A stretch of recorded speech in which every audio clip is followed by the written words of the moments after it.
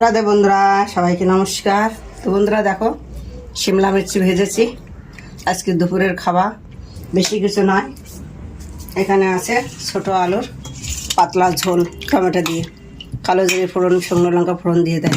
এবার বসে পড়ছি ভাত খেতে, গুছিয়ে নিচ্ছি ভাতটা। তো তোমরা দেখতে থাকো বন্ধুরা।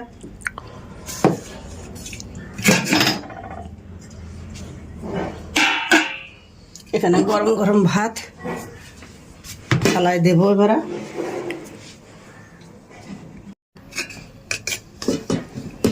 গরম গরম ধোয়া ওটা ভাত দিয়ে দিচ্ছি থালায়।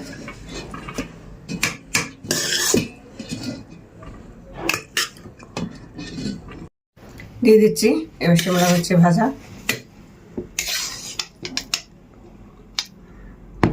পাতের ছাইটি নিয়ে নিচ্ছি। দিয়ে দেবো এবার ছোটো আলুর পাতলা ঝোল।